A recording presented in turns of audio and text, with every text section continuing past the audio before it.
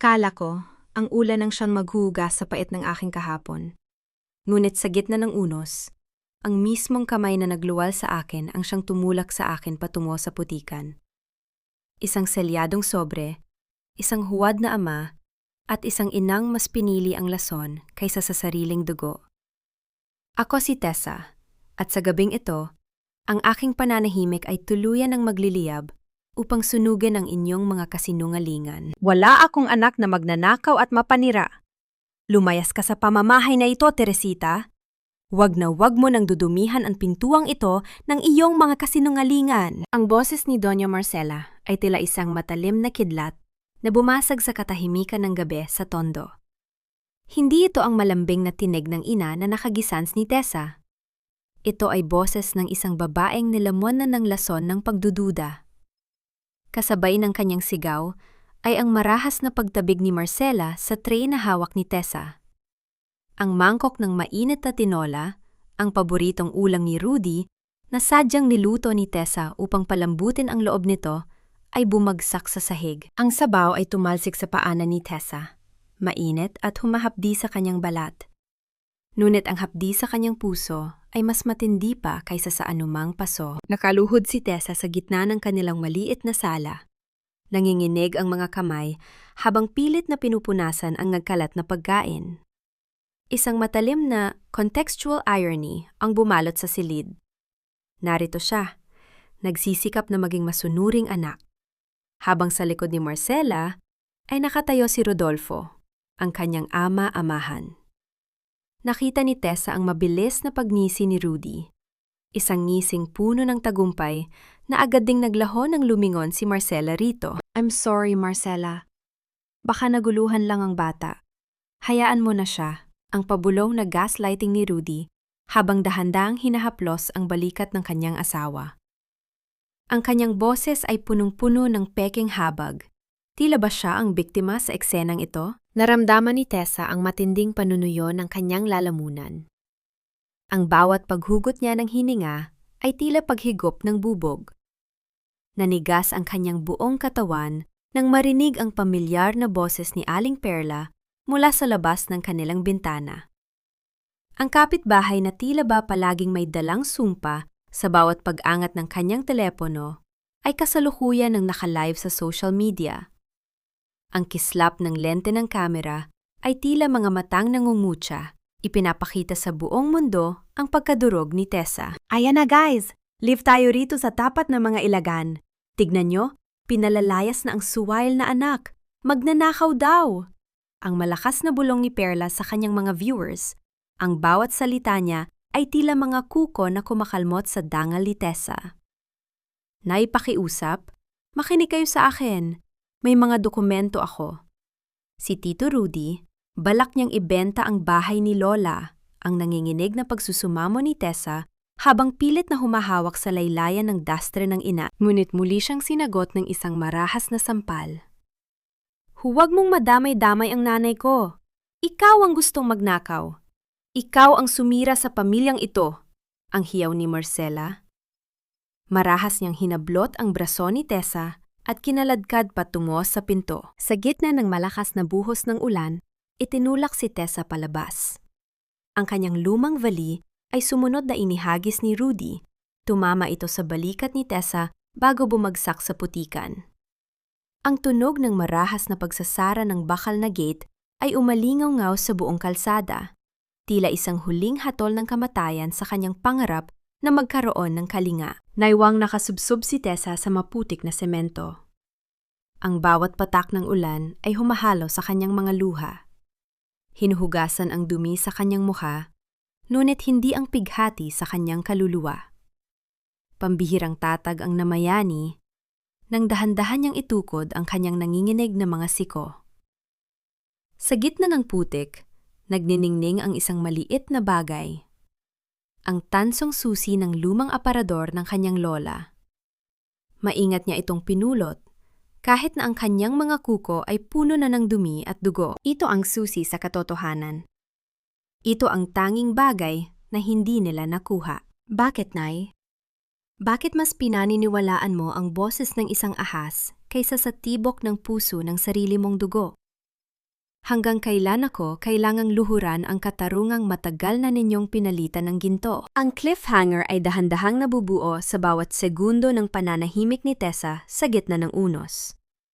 Biglang huminto ang isang marangyang itim na sasakyan sa kanyang tapat, dahilan upang tumigil ang livestream ni Aling Perla sa gulat. Ang dahan-dahang pagbaba ng bintana ng sasakyan ay naglabas ng amoy ng mamahaling pabango at isang pambihirang uri ng kapayapaan. Isang kamay ang dahan-dahang nag-abot ng isang itim na payong, sapat na upang matakpan ang nanginginig na anyo ni Tessa. Tumingala si Tessa at nagtagpo ang kanyang mga mata sa isang lalaking. Ang titig ay kasing lalim ng gabi. Si Anton Buenavista. Sino ang lalaking ito na tila isang anghel na bumaba sa gitna ng impyerno ng tondo? At sapat ba ang kanyang payong upang protektahan ang isang mariposang kasalukuyan nang basag ang mga pakpak? Ang gabi sa tondo ay ngayon pa lamang tunay na nagliliyab. Ang pinakamatamis na ngiti ay madalas na nagsisilbing maskara para sa pinakamadilim na dumi ng budhi. Kapag ang lason ay inialok ng taong pinagkatiwalaan mo, iinumin mo ito ng walang tanong-tanong dahil ang akala mo, ang pait nito ay gamot sa iyong pang-ungulila. Ang malamig na bulong na ito sa isipan ni Doña Marcela ay tila naging kaisa ng katahimikang bumalot sa loob ng mansyon matapos mawala si Tessa sa gitna ng ulan. Nakaupo ang matanda sa dulo ng kanilang mahabang lamesang nara, nakatitig sa bakanting upuan ng anak. Ang bango ng sampaguita sa altar ay nahahaluan na ng amoy ng floor wax at ng malansang amoy ng natapong tinola kanina. Isang matalim na contextual needle ang bumaon sa kanyang puso. Habang ang bawat sulok ng bahay ay kasalukuyan ng nililinis ni Rudy, naramdaman ni Marcela na pati ang bawat alaala ni Tessa ay dahan-dahan na ring binubura ng kanyang bagong asawa. Naramdaman ni Marcela ang biglang panginginig ng kanyang mga daliri nang lumapit si Rudy at dahan-dahang ipinatong ang kamay nito sa kanyang balikat. Marcela, sweetheart, uminom ka muna ng tubig. Alam kong mahirap ang ginawa mo, pero para ito sa ikabubuti ng pamilya natin. Rebellion is a disease, and sometimes you have to cut the branch to save the tree. Ang malambing na gaslighting ni Rudy, sapat na upang patayin ang anumang munting kislap ng pagsisisi sa puso ng matanda. Tila bumalik ang gunita ni Marcela sa pagsisimula ng lahat. Noong mga panahong siya ay isang biyudang lupaypay sa hirap, at dumating si Rudy na tila ba isang anghel. Binigyan siya nito ng pagkain, binihisan ang kanyang mga sugat, at nangakong mamahalin sila ni Tessa. Ang utang na loob na yon ang naging pinakamabigat na tanika lang pumulupot sa leeg ni Marcela.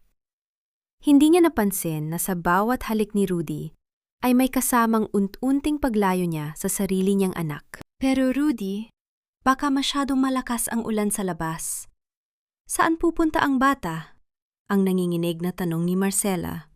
Ang kanyang mga mata ay nanunubig sa tapat na pighati. Isang mapait na tawa ang kumawala sa mga labi ni Rudy, habang dahan-dahan itong lumuluhod sa harap ni Marcela.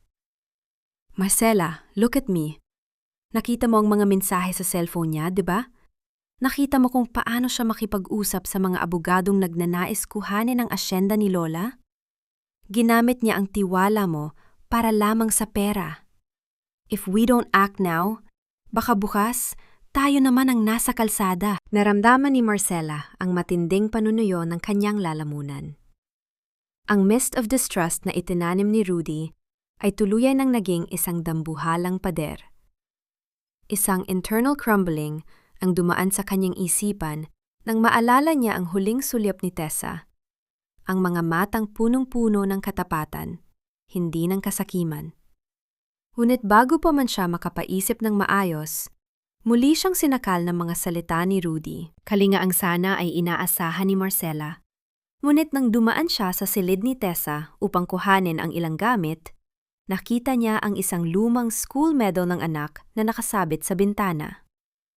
Dahan-dahan niya itong hinawakan, naramdaman niya ang bango ng buhok ni Tessa na tila ba nakadikit pa rin sa bawat hibla ng tela ng laso. Akma na niyang yayakapin ang medalya nang marinig niya ang mabibigat na yabag ni Rudy sa pasilyo. Dahil sa takot na muling mapagalitan, mabilis niyan itinago ang medalya sa loob ng kanyang bulsa. Tila ba, ang pagmamahal ng isang ina ay isa ng krimen na kailanman ay hindi dapat malaman ng iba. Nahanap mo ba ang dokumento, Marcela?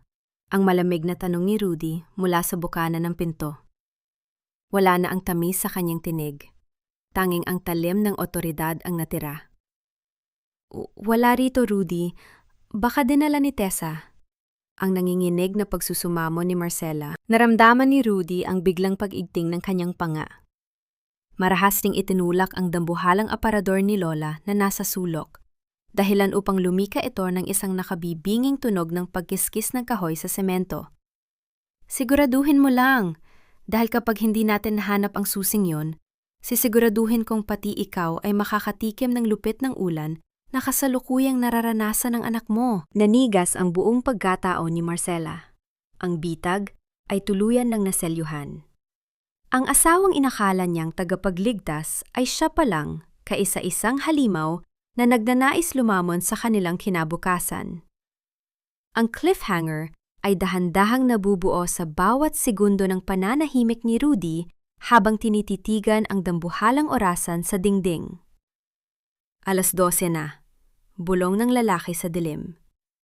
Magsisimula na ang huling yugto ng ating kasunduan sa mga Buena Vista. Sa kabilang gako ng lungsod, sa loob ng isang tahimik na silid sa guest house ni Anton, naramdaman ni Tessa ang muling pagtibok ng kanyang puso nang hawakan niya ang tansong susi sa kanyang bulsa. Isang pambihirang revelasyon ang sumagi sa kanyang isipan. Ang susi na ito ay hindi para sa aparador. Ito ay para sa isang lihim na vault sa ilalim ng simbahan ng Tondo na itinago ng kanyang lola bago ito pumanaw. Sino ang unang makakarating sa dambana ng katotohanan? Ang asawang pilit na lumilipad patungo sa kalayaan o ang traidor na ama na kasalukuyan ng nagmamanman sa bawat kilos ni Anton? Ang gabi sa Maynila ay ngayong pa lamang tunay na nagliliyab, at ang katarungan ay kasalukuyan ng nakasabit sa isang manipis na hibla ng tadhana. Ang bawat kislap ng diamante sa ilalim ng mga chandelier na ito ay tila mga matang nangungutya sa aking karalitaan. At sa bawat segundo ng katahimikan ni Don Antonio, nararamdaman ko ang lason ng pagdududa na unti-unting sumasakal sa aking huling pag-asa. Ang malamig na bulong na iyon sa isipan ni Tessa ay tila naging kaisa ng mahinang ugong ng aircon sa loob ng marangyang guest house ni Anton Buena Vista. Nakatayo si Tessa sa gitna ng silid. Basang-basa pa rin ang kanyang buhok at ang suot na t-shirt ay punong-puno ng mansa ng putik mula sa kalsada ng Tondo. Ang kanyang mga paa ay hubad, nakatapak sa malambot at puting carpet na tila ba nandidiri sa bawat bakas ng dumi na kanyang dala. Isang matalim na miyamai ang dumana sa kanyang kalooban. Narito siya, ang babaeng itinapo ng sariling ina, kasalukuyang nakasilong sa tahanan ng lalaking ang pamilya, ay itinuturing na kaaway ng mga dukha. Naramdaman ni Tessa ang matinding panunuyo ng kanyang lalamunan nang dahan-dahang pumasok si Anton sa silid. Ang lalaki ay nakasuot ng simpleng puting polo, malayo sa imahe ng isang mapagmataas na bilyonaryo na madalas nang makita sa mga balita. Ngunit sa bawat hakbang ni Anton sa makinis na sahig, naramdaman ni Tessa ang panginginig ng kanyang mga daliri na mahigpit na nakakapit sa tansong susi sa loob ng kanyang bulsa. Ang mist of distrust ay tuluyan ng lumapot. Bakit siya iniligtas ng lalaking ito? Anong presyong hihingin nito kapalit ng isang gabing kanlungan? Inumin mo muna ito, Tessa. You look like you've seen a ghost, and the rain outside isn't helping your fever, ang mahinang sabi ni Anton. Kalinga ang namayani ng ilapag ni Anton ang isang mangkok ng mainit na sopa sa lamesa. Ang bango ng manok at gatas ay humahalimuyak sa silid. Isang amoy na nagpaalala kay Tessa sa kanyang lola.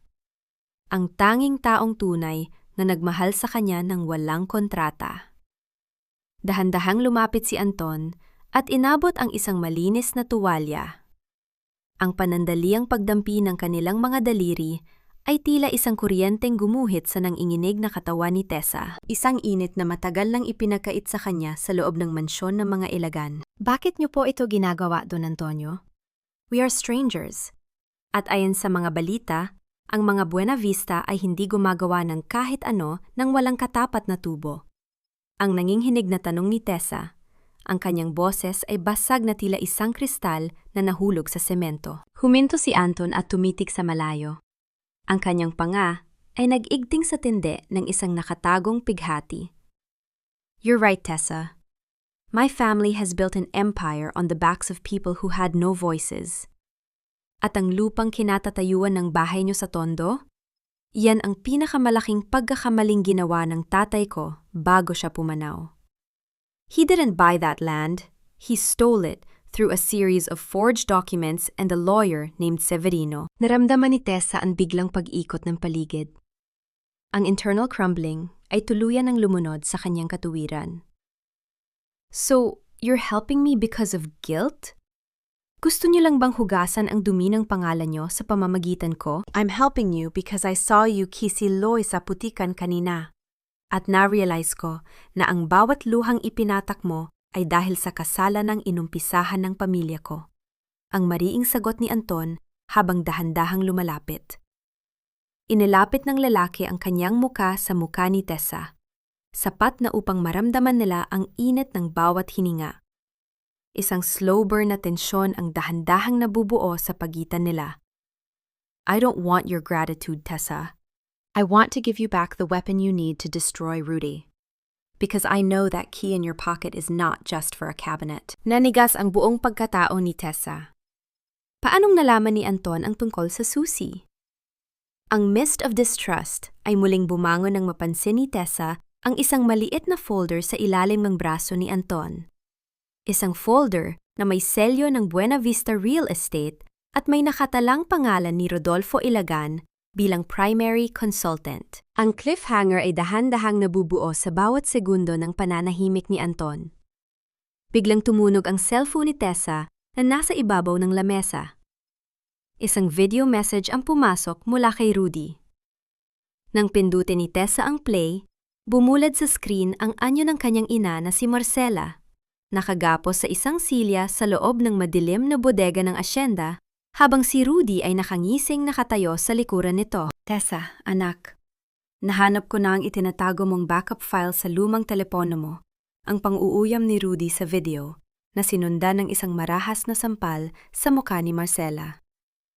Kapag hindi mo ibinigay sa amin ang susi ni Lola bago sumikat ang araw, sisiguraduhin kong ang nanay mo ang unang biktima ng bagong proyekto ng mga Buena Vista. Naramdaman ni Tessa ang matinding panunuyo ng kanyang buong katawan.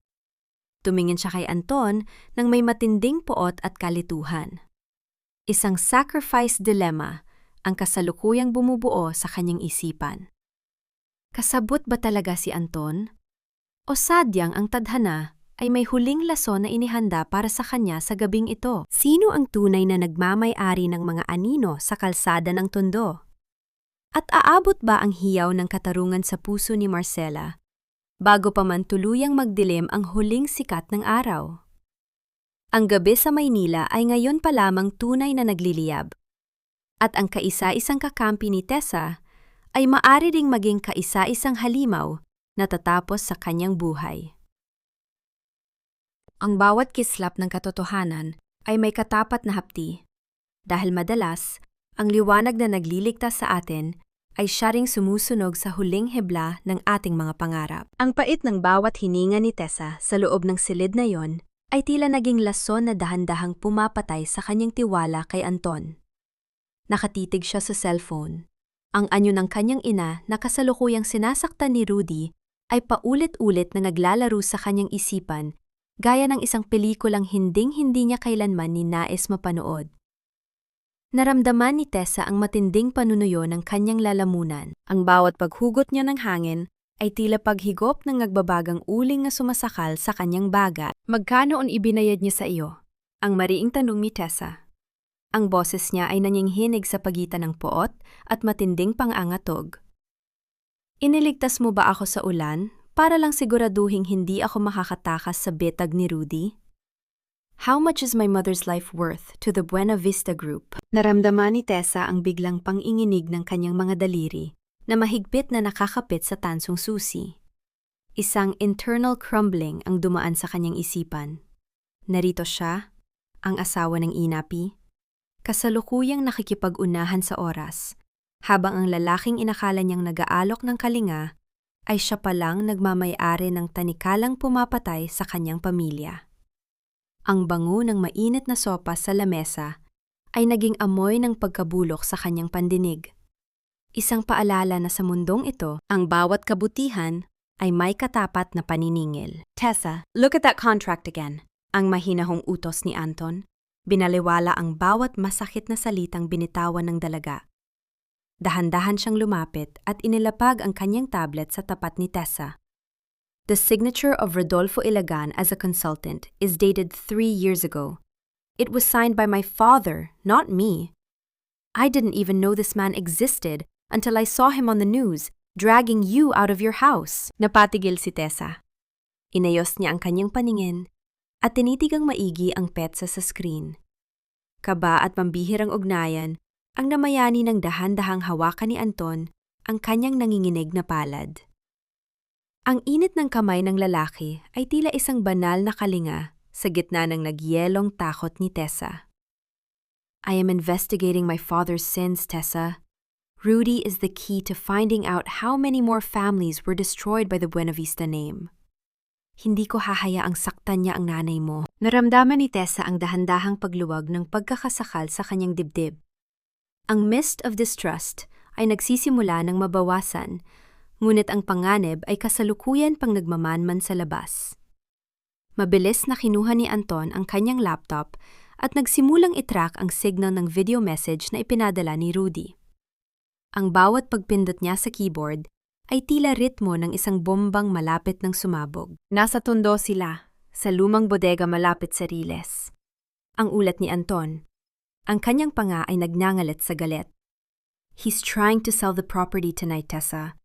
Gagamit siya ng mga peking dokumento upang tuluyan ng mailipat ang pangalan ng bahay niyo sa mga land grabbers bago sumikat ang araw. Pighati ang gumaan nang ilabas ni Tessa ang tansong susi mula sa kanyang bulsa. Ito ang hinahanap niya, Anton. Sabi ni Lola, sa loob ng vault sa ilalim ng simbahan, nandoon ang orihinal na titulo na may selyo ng gobyerno mula pa noong 1950. Kapag nakuha ito ni Rudy, wala nang magagawa ang batas upang bawiin ang bahay namin. Then we go to the church first, ang maring sabi ni Anton habang kinukuha ang susi ng kanyang sasakyan. And we make sure the whole Tondo witnesses the fall of Rodolfo Ilagan. Ang cliffhanger ay dahan-dahang nabubuo sa bawat segundo ng mabilis na pagtakbo ng kanilang sasakyan patungo sa madilim na eskinita ng Tondo. Napansin ni Tessa sa monitor ng kanyang cellphone na ang live stream ni Aling Perla ay muling nagsimula.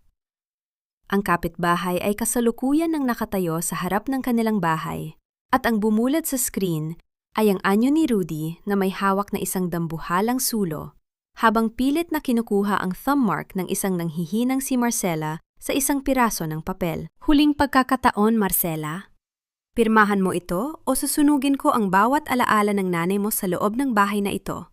Ang pasigaw na bulyaw ni Rudy na umalingaw-ngaw mula sa cellphone ni Tessa. Nanlamig ang buong pagkatao ni Tessa. Ang katarungan ay narito na sa kanyang kamay, ngunit ang mitsa ng apoy ay kasalukuyan na ring nagniningning sa tapat ng kanyang ina. Sino ang unang makakarating sa dambana ng katotohanan? Ang anak na binuwis ang sariling dangal o ang halimaw na handang sunugin pati ang sarili nitong kaluluwa para lamang sa ginto? Ang gabi sa Maynila ay ngayon pa lamang tunay na nagliliyab, at ang tunay na unos ay kasalukuyan ng kumakatok sa bawat bintana ng kanilang kasaysayan. Napakasakit, mga kapitbahay. Inituring ko siyang tunay na anak, binigyan ng bubong, pinakain. Pero tignan niyo, ninakawan kami at ngayon ay sumasama na sa kung sinong mayamang lalaki. Ang boses ni Rodolfo Ilagan ay pumiyok dahil sa mapagkunwaring pighati, sapat na upang marinig ng bawat taong nakikiusyoso sa tapat ng kanilang bakod sa Tondo. Nakatayo siya sa veranda. Hawak ang isang basong tubig na nanginginig sa kanyang kamay.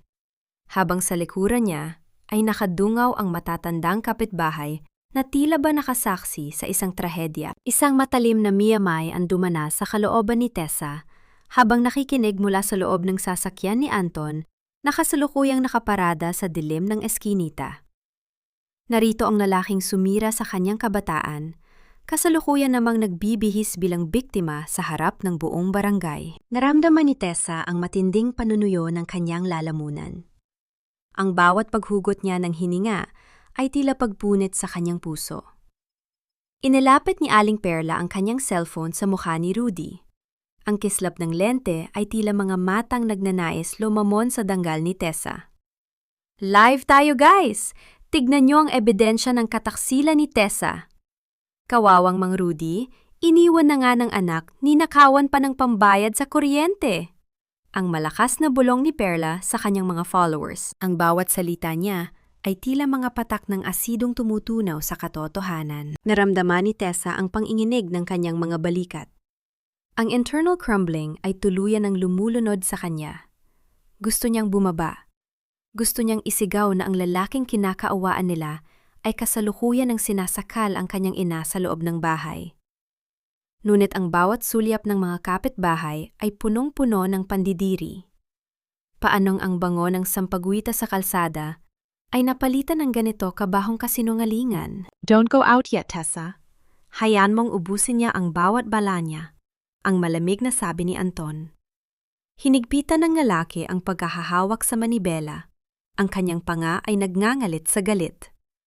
Kapag lalong lumakas ang tawa ng mga lobo, mas masakit ang pagbagsak nila sa oras na dumating ang katarungan. Ganap na pighati ang dumaan sa isipan ni Tessa nang makita niya ang isang bagay sa paanan ng hagdanan. Ang lumang picture frame ng kanyang lola, ang salamin nito ay basag na, at ang larawan ay nakasubsob sa putikan. Doon niya na-realize na wala nang ititira si Rudy. Pati ang mga multo ng kanilang nakaraan ay sadyang niyuyurakan nito para lamang sa yaman. I can't take this anymore, Anton. Ang pabulong na panata ni Tessa. Ang kanyang mga mata ay nagdiningning na sa tinde ng pot. Ang bawat livestream na ginagawa ni Aling Perla ay magsisilbing bitayan ni Rudy mamaya. I'm going in. Wait, Tessa! Look at Rudy's pocket! Ang mabilis na pigil ni Anton. Mula sa screen ng cellphone ni Tessa na nakalink sa isang spy app, nakita niya ang isang nagniningning na bagay sa bulsa ng barong ni Rudy. Isang maliit na bote ng gamot. Isang dangling mystery ang sumibol sa kanyang isipan. Bakit may bitbit na pampatulog si Rudy kung ang asawa niya ay kasalukuyan ng naghihingalo sa loob? Doon natanto ni Tessa na ang bitag ay mas malalim pa sa inakala niya. Balak ni Rudy na patuluyin ang pagbebenta ng lupa habang walang malay si Marcela upang magbukang ang matanda ang kusang pumirma sa bawat dokumento. Naramdaman ni Tessa ang biglang pag-ikot ng paligid. Ang mist of distrust sa barangay ay kasalukuyan ng nasa rurok nito. Ang bawat tao sa labas ay nagsisimulang sumigaw ng "Magnanakaw!" at "Taksil!" habang nakatingin sa nagniningning na sasakyan ni Anton. Ang cliffhanger ay dahan-dahang nabubuo sa bawat hakbang ni Tessa palabas ng sasakyan. Binaliwala niya ang ulan na nagsisimula na namang pumatak. Huminto siya sa gitna ng kalsada, diretso ang tingin sa kamera ni Aling Perla at sa nanlilisik na mga mata ni Rudy. Isang nakabibinging katahimikan ang bumalot sa buong tondo nang makita nila ang suwail na anak na nakatayo ng matuwid, suot ang kanyang puting damit na tila ba isang anghel na handang sumagupa sa impyerno. Attorney Severino is already here, Rudy. Ang malamig at matatag na sabi ni Tessa. Ang boses niya ay umalingaw-ngaw sa buong barangay. At ang dokumentong hawak mo? Sisiguraduhin kong bago sumikat ang araw, ang bawat letra niyan ay magsisilbing mga rehas na magkukulong sa'yo habang buhay. Naniga si Rudy. Ang kaba sa kanyang dibdib ay naging isang matinding takot nang mapansin niya ang isang grupo ng mga lalaking nakasuot ng itim na suit na kasalukuyan ng pinalilibutan ang mansyon. Ang mga tauhan ni Anton Buenavista. Sino ang unang luluhod sa harap ng taong bayan? Ang anak na itinakuwil o ang ama-amahan na kasalukuyan nang nalulunod sa sarili niyang lason?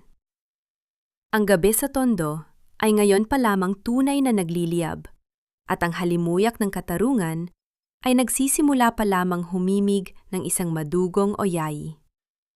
Ang bawat piraso ng tiwala ay tila isang marupok na kristal, isang pagkakamali lang, at ang bawat bahagi nito ay magiging matatalim na bubog na lalong hihiwa sa iyong sariling puso. Ang malamig na bulong na ito sa isipan ni Tessa ay tila isang mitya na dahan-dahang sumasakal sa kanyang bawat hininga habang nakatayo siya sa gitna ng maputik na kalsada ng tundo.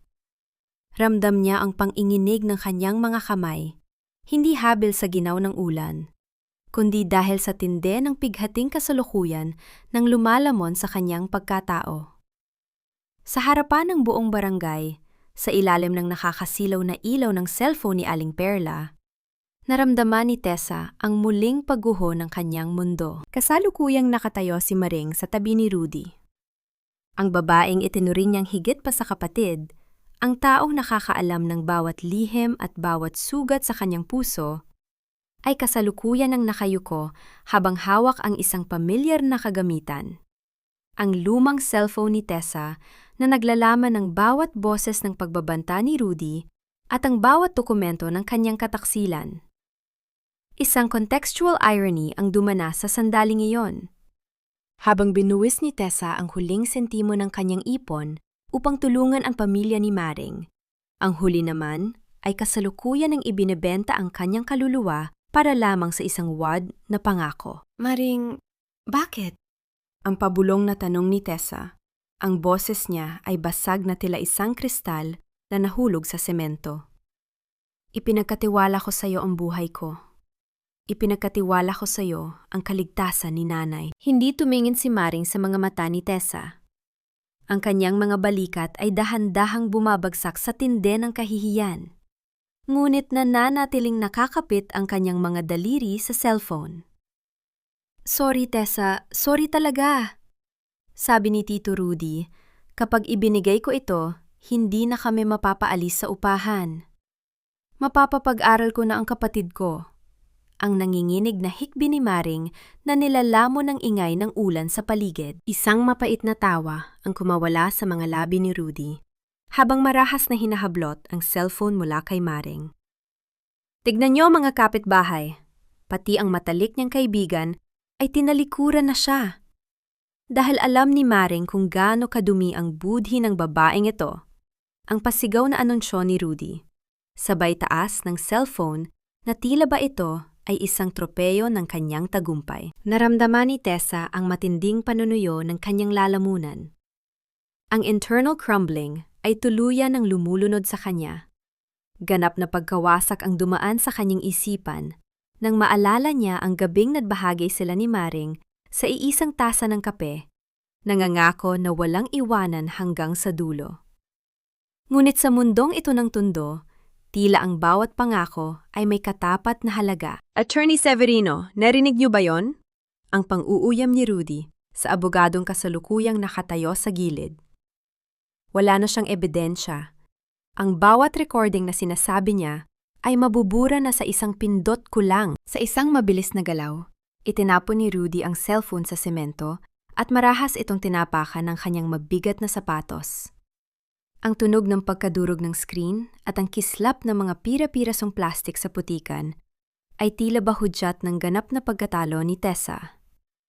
Ang bawat butil ng katotohanan ay dahan-dahan nang naglalaho sa harap ng kanyang mga mata. You really think it was that easy, Rodolfo?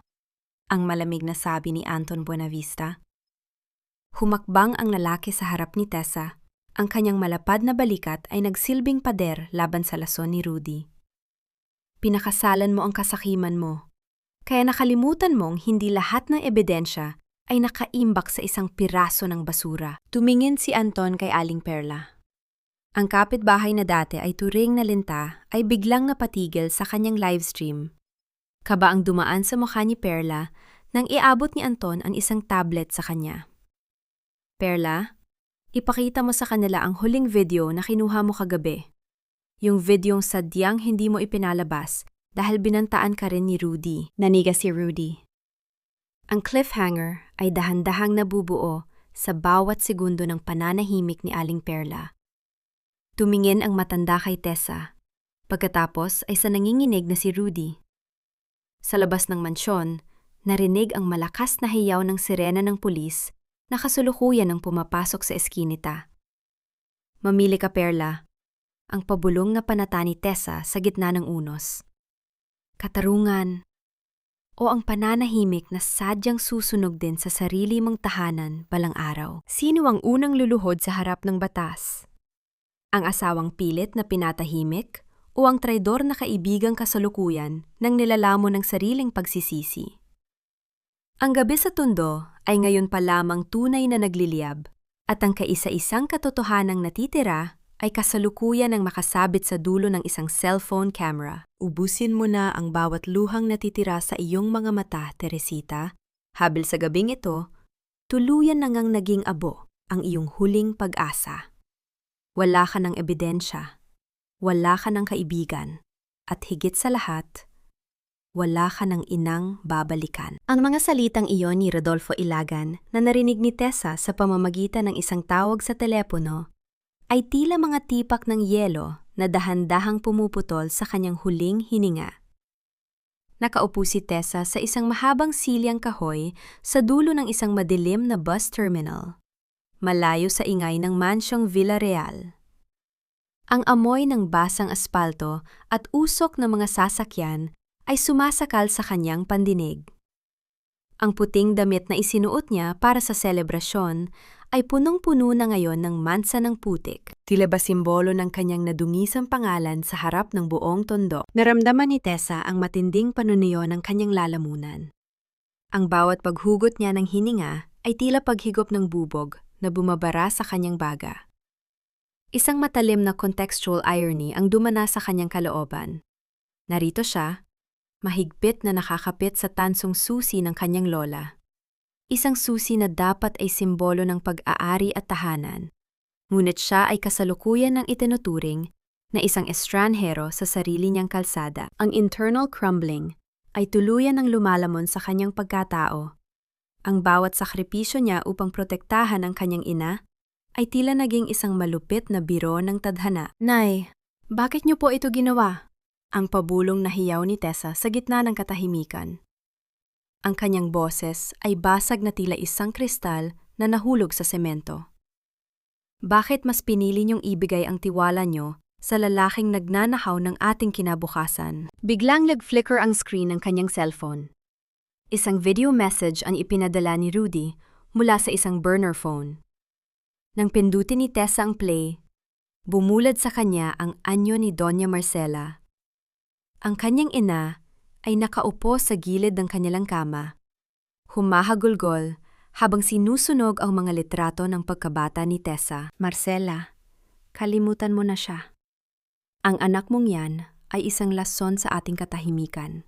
Ang narinig ni Tessa na boses ni Rudy sa background ng video. Malambing, ngunit puno ng nakakapangilabot na kapangyarihan. Tayo na lang, Marcela. Tayo na lang ang magtutulungan. Naramdaman ni Tessa ang pagpunit sa kanyang kaluluwa nang makita ang dahan-dahang pagtango ng kanyang ina. Ang mist of distrust ay naging isang dambuhalang pader na tuluyan ng naglayo sa kanilang dalawa. Sa bawat segundo ng panonood niya, nararamdaman ni Tessa ang selyo ng takot sa kanyang puso. Ang kaisa-isang taong naging dahilan kung bakit siya lumaban ay siya, na ngayong kaisa-isang taong nagnanais na siya ay maglaho. Kalinga ang sana ay inaasahan niya. Ngunit ang tanging sumalubong sa kanya ay ang lamig ng gabi sa terminal. Huminto ang isang bus sa kanyang tapat. Ang malakas na bugso ng hangin nito ay tila isang marahas na tulak na nagpapaalala na wala na siyang mapupuntahan. Dahan-dahan niyang hinaplos ang tansong susi. Naramdaman niya ang ukit ng pangalan ng kanyang lola sa bakal. Hindi ako susuko, Nay. Ang mariing panata ni Tessa sa dilim. Ang kanyang mga mata ay nagniningning na sa tinde ng pot. Maaring ninakaw niyo ang boses ng aking ina, ngunit hinding-hindi niyo kailanman mananakaw ang katarungang bitbit ng susing ito. Ang cliffhanger ay dahan-dahang nabubuo sa bawat yabag ng sapatos na papalapit sa kanyang likuran. Hindi ito ang mabigat na hakbang ni Anton. Ito ay ang banayad at mapanganib na hakbang ni Attorney Severino. Nakatayo ang abogado sa dilim, may hawak na isang itim na folder at isang mapanuyang ngiti sa kanyang mga labi. Masyadong malalim ang gabi para sa isang babaeng wala ng kakampi, Tessa. Ang malamig na sabi ni Severino. Ibigay mo sa akin ang susi ng lola mo. Yan na lang ang kaisa-isang bagay na maari mong ipampalit sa iyong kalayaan. O sa huling hininga ng iyong ina. Nanlamig ang buong pagkatao ni Tessa. Ang katarungan ay narito na sa kanyang palad, ngunit ang kamatayan ay kasalukuyan na ring humihinga sa kanyang batok. Sino ang magiligtas sa anak na itinakuwil ng sariling dugo? At sapat ba ang tatag ng tansong susi upang basagin ang pader ng kasinungalingan bago tuluyan ng magdilim ang sikat ng araw sa tondo? Seryoso ka ba, Tessa? Akala mo ba ay si Rodolfo lang ang kailangan mong katakutan? Masyado kang naging bulag sa mga aninong sadyang idinisenyo upang sakaling ka sa gitna ng dilim. Ang malamig na tinig na iyon ni Octavio ay tila isang marahas na kaskas ng bakal sa semento ng madilim na bus terminal. Nakatayo ang lalaki sa likuran ni Attorney Severino. Suot ang kanyang mamahaling terno na tila ba hindi man lang nadungisan ng ulan sa labas. Isang matalim na ngiti ang sumilay sa kanyang mga labi. Isang ngiting punong-puno ng tagumpay at nakakapangilabot na katuwaan. Naramdaman ni Tessa ang biglang panunuyo ng kanyang lalamunan, habang mahigpit na nakakapit sa tansong susi sa loob ng kanyang bulsa. Ang bawat paghugot niya ng hininga ay tila paghigop ng lason na dahan-dahang pumapatay sa kanyang natitirang katuwiran. Kamera ay umatras. Makikita ang nakapanlulumong kaibahan ng anyo ni Tessa sa gitna ng eksena. Nakaupo siya sa malamig na silya. Ang kanyang puting damit ay punong-puno na ng dumi at mansa ng pighati. Habang sa kanyang harapan ay nakatayo ang dalawang lalaking ang tanging yaman ay ang kanilang mga kasinungalingan. Isang matalas na miyamai ang dumanas sa kanyang kalooban, habang siya ay nagsakripisyo upang protektahan ang dangal ng kanyang lola. Ang pamilyang inakala niyang kanlungan ay kasalukuyan na palang pinamumunuan ng isang lihim na alyansa ng mag-ama. Papa, let's finish this. Masyado nang mahaba ang gabi para sa munting prinsesang ito. Ang malamig na sabi ni Octavio habang humahakbang palapit kay Rudy na noon ay kakadating lang din mula sa mansyon. Naramdaman ni Tessa ang paghinto ng pagtibok ng kanyang puso. Papa? Ang nanginginig na pabulong ni Tessa. Ang internal crumbling ay tuluyan ng lumalamon sa kanyang pagkatao. Si Octavio, ang abogado na inakala niyang nagpoprotekta sa batas, ay anak sa labas ni Rodolfo? Ang pait ng katotohanan ito ay mas matindi pa kaysa sa anumang sampal na natanggap niya. Ibig sabihin, ang bawat dokumentong ipinagkatiwala niya kay Severino ay diretso sa kamay ng mag-amang nagnanais lumamon sa kanilang yaman. Yes, Tessa. Meet Octavio, my real son. Ang tagapagmana ng bawat putil ng lupang kinuha namin sa iyo. Ang pang-uuyam ni Rudy habang dahan-dahan niyang hinahaplos ang buhok ng kanyang anak. Inisip mo ba na ganoon lang kadaling pumasok sa buhay ni Marcela?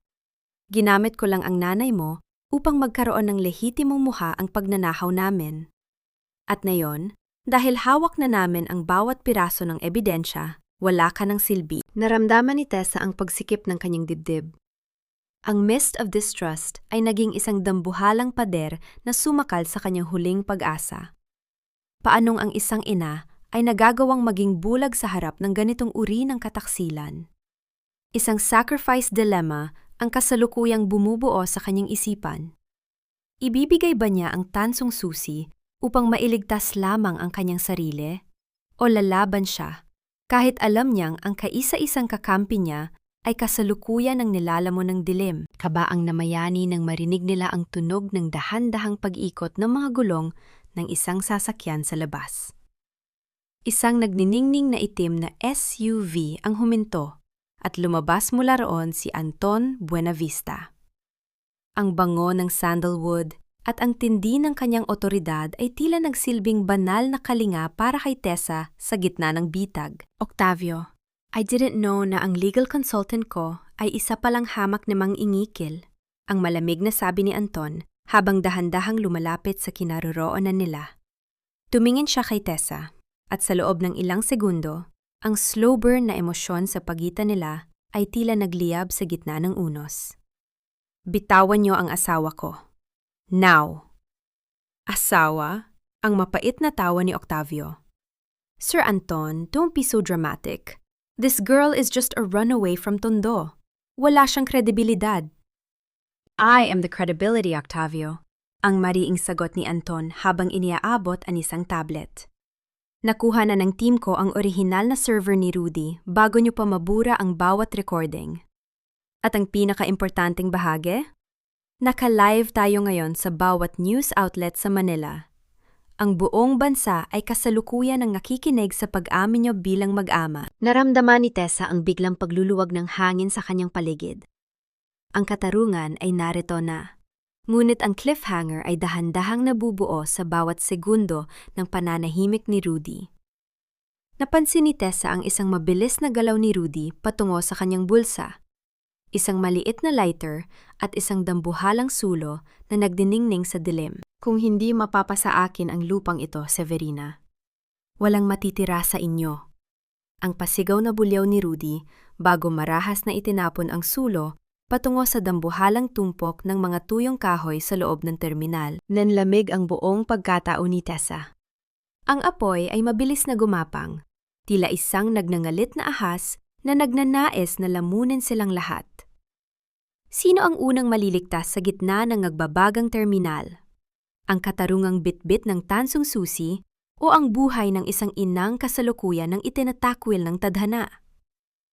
Ang gabi sa Maynila ay ngayon pa lamang tunay na nagliliyab at ang bawat hininga ni Tessa ay tila isang pakikipagpatintero sa kamatayan. Maging abo ka na lang kasama ng iyong mga pangarap, Teresita. Ang katarungan ay hindi nabubuhay sa gitna ng apoy, lalo na kung ang mismong pamilya mo ang nagsindi ng mitsa. Ang boses ni Rodolfo Ilagan ay tila isang malupit na halahak na dumaan sa gitna ng nagangalit na liyab sa loob ng bus terminal. Ang bawat salita niya ay punong-puno ng katuwaan. Tila ba ang pagsiklab ng apoy ay ang rurok ng kanyang tagumpay. Nakatayo si Tessa sa gitna ng makapal at itim na usok. Ang kanyang mga kamay ay mahigpit na nakakapit sa tansong susi ng kanyang lola. Naramdaman niya ang matinding panunuyo ng kanyang lalamunan at ang bawat pag-ubo niya ay tila may kasamang matatalim na bubog na humihiwa sa kanyang baga. Isang matalas na miyamai ang dumanas sa kanyang isipan. Narito siya, hawak ang susi ng katotohanan, ngunit kasalukuyan namang nilalamon ng apoy na sadyang isinindi upang siya ay patahimikin. Kamera ay umatras. Makikita ang nakapanlulumong anyo ni Tessa sa gitna ng sementeryo ng mga nasusunog na sasakyan. Ang puting damit niya ay unti-unti nang nagkukulay abo at ang panginginig ng kanyang mga tuhod ay hindi na nanggagaling sa ginaw, kundi sa tindi ng init na tila dahan-dahang tumutunaw sa kanyang kaluluwa. Ang bango ng sampagita sa paligid ay tuluyan ng nilamon ng amoy ng nasusunog na goma at lason. Sa bawat segundo ng kanyang pananahimik, naramdaman ni Tessa ang pagguho ng bawat pader na itinayo niya upang manatiling matatag. Saan ako nagkulang? Ito na ba ang huling hantungan ng bawat luhang ipinatak ko para lamang iligtas ang aking ina? Tessa, kumapit ka! Huwag kang bibitiw! Ang pasigaw na bulyaw ni Anton Buenavista mula sa kabilang panig ng nagbabagang harang. Naramdaman ni Tessa ang biglang pagluluwag ng hangin sa kanyang paligid. Nang makita ang anyo ni Anton, napilit na binabasag ang dambuhalang salamin ng terminal gamit ang isang mabigat na upuang bakal. Ang bawat hampas ng lalaki ay sinabayan ng tunog ng pagkabasag ng kristal, na tila ba ritmo ng isang banal na kalinga sa gitna ng impyerno. Sakripisyo ang namayani ng marahas na pumasok si Anton sa loob. Binaliwala ang dila ng apoy na dahan-dahang humahalik sa kanyang mamahaling terno. Naramdaman ni Tessa ang init ng mga bisig ni Anton na bumalot sa kanya. Ang bango ng sandalwood nito ay sandaling pumatay sa amoy ng kamatayan. I got you, Tessa. Hindi kita iiwan dito. Ang pabulong na pangako ni Anton, ang boses niya ay nanginginig sa tindi ng emosyon. Binuhat ng lalaki si Tessa palabas ng nagbabagang gusali. Ang bawat hakbang nila sa nagbabagang sahig ay tila isang panunumpa na ang gabi ng paghihirap ay malapit na ring matapos. Pagkalabas nila, sinalubong sila ng malamig na hangin at ang tunog ng papalapit na mga sirena ng bumbero. Napaupo si Tessa sa semento, hinihingal at nanginginig ang buong katawan. Ganap na pagpatawad sa sarili ang dumaan sa kanyang isipan nang mapansin niyang ang tansong susi ay nananatiling nagniningning sa kanyang palad.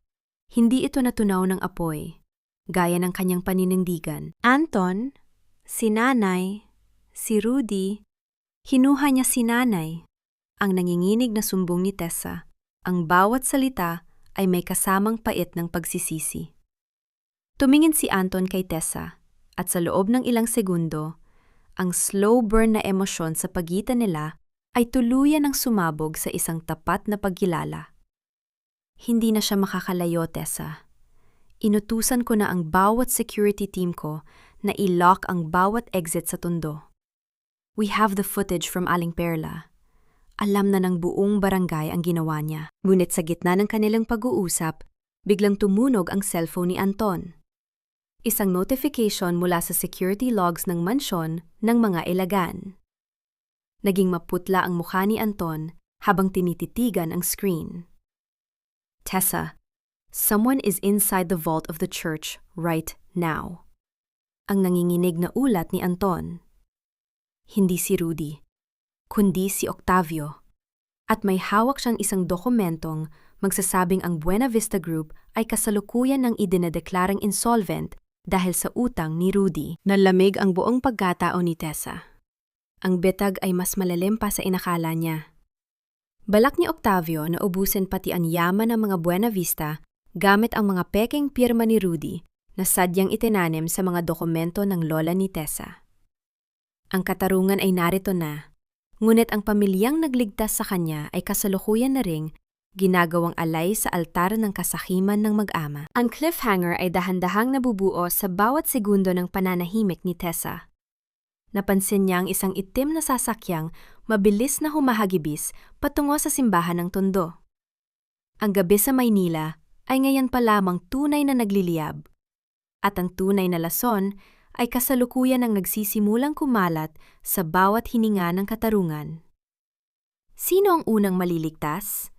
Ang dangal ng mga Buena Vista o ang buhay ni Marcela na kasalukuyang nakatali sa gitna ng nagbabagang kasinungalingan? Ibigay mo na ang iyong huling pirma, Marcela. Huwag mong hayaang ang kahapon ay muling sumira sa ating kinabukasan.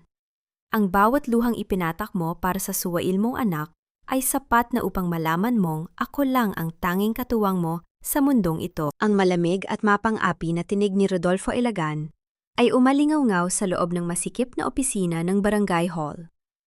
Nakatayo ang lalaki sa harap ng dambuhalang lamesang kahoy, hawak ang panulat na ginto, habang sa kanyang tapat ay nakaupo si Doña Marcela. Ang kanyang ina ay mukhang isang anino ng dati niyang anyo. Maputla, nanginginig ang mga daliri, at ang mga mata ay balot ng isang nakapanlulumong kalituhan dahil sa epekto ng pampatulog na sadyang inihalo ni Rudy sa kanyang tsaa kanina. Sa labas ng opisina, naririnig ang masayang tugtugin ng orkestra para sa welcome home party ni Rudy. Isang miya-mainang tadhana na habang ang buong Tondo ay nagdiriwang, ang tunay na may-ari ng asyenda ay kasalukuyan ng pinipirmahan ang sarili nitong hatol ng kamatayan. Kamera ay umatras. Makikita ang pagbukas ng dambuhalang pinto ng hall. Pumasok si Tessa. Hindi siya ang babaeng itinapon sa putikan kagabi, bagaman ang kanyang puting damit ay may mga bakas pa ng pighate, ang kanyang tindig ay kasing tatag na ng isang mug. Sa kanyang tabi ay nakatayo si Anton Buenavista. Ang kanyang malapad na balikat ay nagsisilbing pader laban sa lason ni Rudy. Ang lahat ng mata ng mga opisyales ng barangay at mga panauhing asendero ay napako sa anyo ni Tessa. Ang nakabibinging katahimikan ay sinunda ng dahan-dahang paglapit ni Aling Perla, na sa pagkakataong ito ay hindi nahawak ang cellphone para sa live stream ng chismis. kundi hawak ang isang maliit na memory card na tila ba ito ang huling hininga ng katarungan. Teresita, anong kalapastanganan ito? Bakit mo kasama ang lalaking ito sa harap ng iyong ina? Ang pasigaw na bulyaw ni Rudy. Pilit na ibinabalik ang kanyang maskara ng pagiging banal na ama. Guards! Ialabas ang babaeng yan! Nasisira na ang kanyang isipan dahil sa labis na inggit. Naramdaman ni Tessa ang matinding panunuyo ng kanyang lalamunan nang makita ang anyo ng kanyang ina na tila hindi na siya makilala. Isang internal crumbling ang dumaan sa kanyang isipan. Narito siya, ang anak na binuwis ang sariling dangal upang protektahan ang pamilya, habang ang taong pinag-alayan niya ng lahat ay kasalukuyang ng ginagawan sa alay sa altar ng kasakiman ni Rudy. Ang bango ng sampagwita sa paligid ay naging amoy ng lason sa kanyang pandinig. Huwag po kayong magmadali, Rodolfo. Ang boses ni Tessa ay malinaw, matatag, at umalingaw-ngaw sa bawat sulok ng hall. Nandito ako hindi upang humingi ng tawad, kundi upang ipakita sa inyo ang mukha ng taong tunay na nagnanakaw ng aming tahanan. Attorney Severino, ipakita mo sa kanila. Katarungan ang namayani ng humakbang si Attorney Severino mula sa likuran ni Anton. Ang abogado ay nanginginig ang panga sa tindi ng kaba, ngunit nang magtagpo ang kanilang mga mata ni Tessa, nahanap niya ang tapang na matagal na niyang ibinenta sa ginto. Inilapag ni Severino ang orihinal na dokumento mula sa vault ng simbahan. Ang dokumentong may tunay na selyo ni Lola na hinding-hindi kailanman magagaya ng kahit na sinong Octavio. Ang dokumentong pinapapirmahan mo kay Marcela, Rodolfo, ay isang huwad na kasulatan, ang mariing deklara ni Severino. At ang kumpanyang Buena Vista na sinasabi mong kasosyo mo? Sila na mismo ang naghain ng kaso laban sa iyo dahil sa pagnanakaw ng kanilang pagkakakilanlan upang mang-api ng mga dukha sa tondo. Naramdaman ni Rudy ang biglang pagluluwag ng hangin sa kanyang paligid nang makita ang galit sa mga mata ng mga tao sa hall. Ang hiya ay tuluyan ng lumunod sa kanya nang biglang ilabas ni Aling Perla ang projector at ikonekta ang kanyang memory card. Hindi ito video ng selebrasyon. Bumulad sa screen ang video kagabi sa terminal. Ang video kung saan malinaw na makikita si Rudy na itinutulak si Tessa sa putikan habang tumatawa at umaaming ginagamit lamang niya si Marcela para sa yaman. Ayan ang katotohanan! Ang hiyaw ni Aling Perla. Ang boses niya ay punong-puno ng tapat na pagsisisi.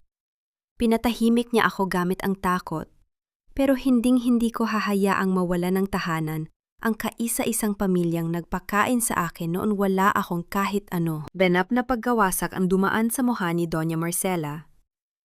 Tila ba ang bawat salita sa video ay nagsilbing banal na kalinga na nagpagising sa kanyang diwa mula sa lason ng pampatulog?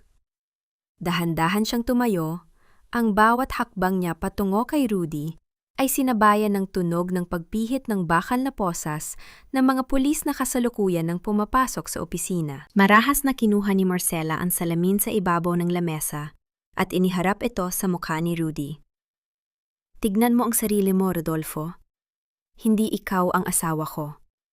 Ikaw ang mitsa ng kamatayan ng aking katuwiran. Ang paos na sabi ni Marcela, ang kanyang mga mata ay nanunubig sa tinde ng pait at pagsisisi. Pinalayas ko ang sarili kong anak dahil sa iyo. Pinatay ko ang aking dangal dahil sa lason mo. Naramdaman ni Tessa ang paglambot ng kanyang panga na niyakapin siya ni Marcela sa gitna ng hall. Ang bawat hikbi ng kanyang ina ay tila mga butil ng asidong tumutunaw sa pader ng galit sa kanyang puso. Tessa, anak ko, patawarin mo ako. Ang pagsusumamo ni Marcela na nilalamon ng ingay ng pag-aresto kay Rudy at Octavio. Ang cliffhanger ay dahan-dahang nabubuo sa bawat yabag ng sapatos ng mga pulis na kasalukuyan nang kinakaladkad si Rudy palabas ng barangay hall. Ngunit sa dulo ng kalsada, napansin ni Tessa ang isang itim na sasakyang dahan-dahang umaalis. Ang sasakyan ni Octavio. Ang kapatid sa labas ni Rudy ay kasalukuyan ang tumatakas. Bit-bit ang huling piraso ng digital server na naglalaman ng lihim na yaman ng mga Buena Vista na sadyang ninakaw nito. Sino ang huling malalaglag sa bitag?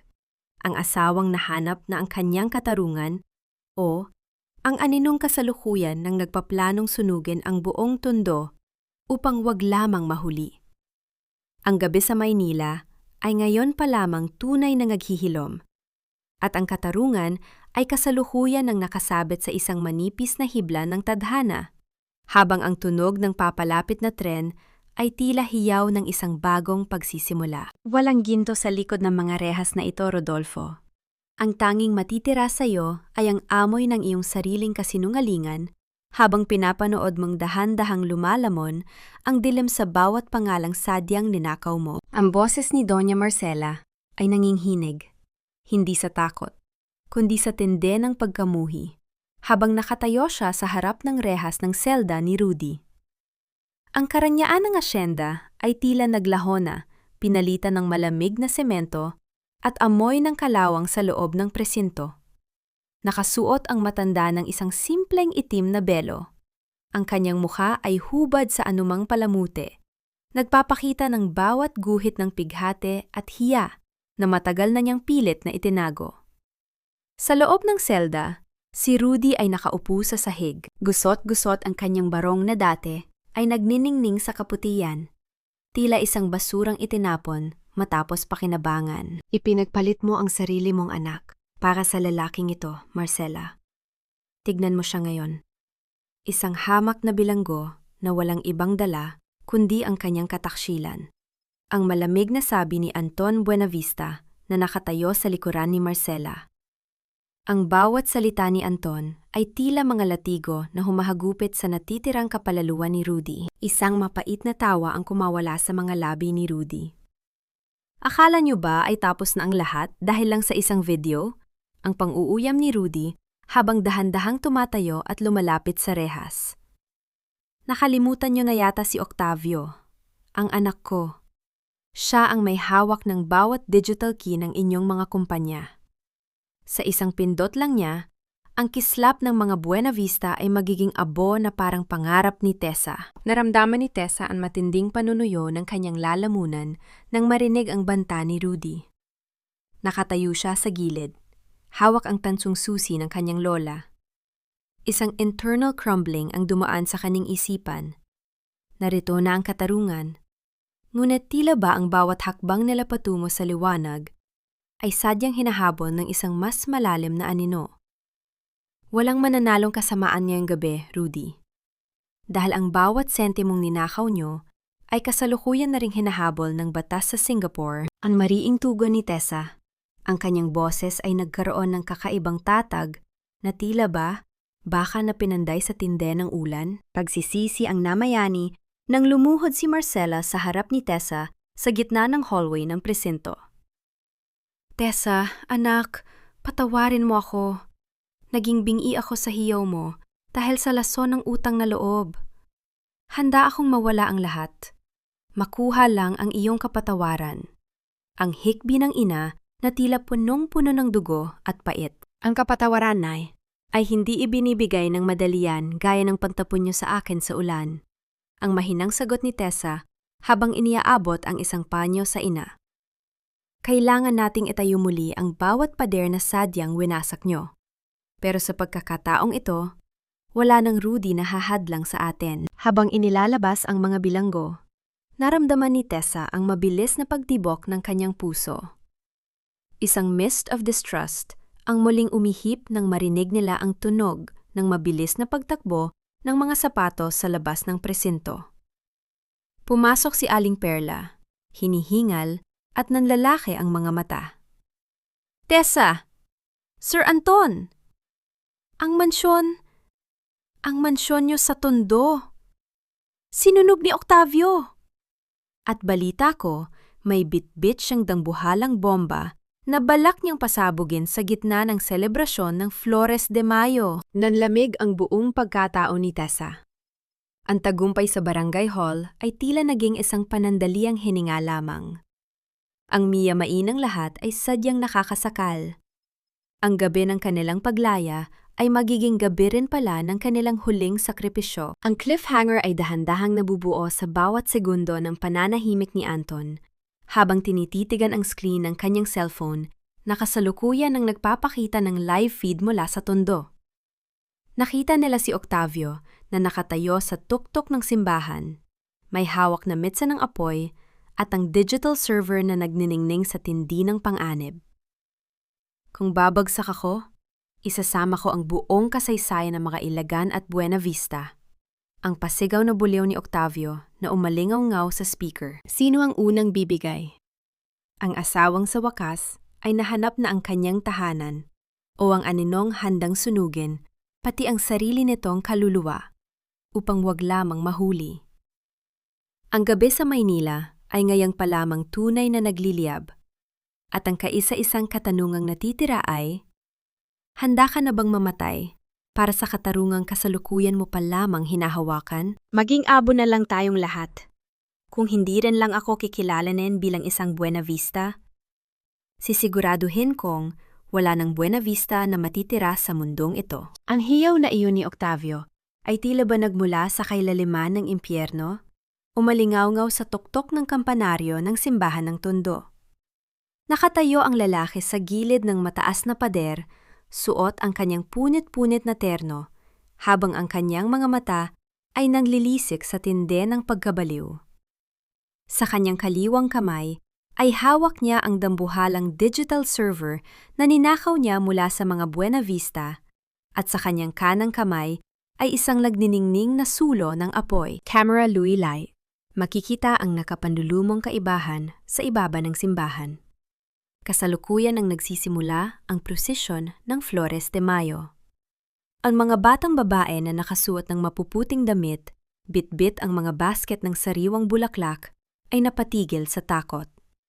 Ang bango ng sampagwita at rosas ay unt-unting nilalamon ng nakakasakal na amoy ng gasolina na sadyang ibinuhos ni Octavio sa paligid ng pundasyon ng simbahan.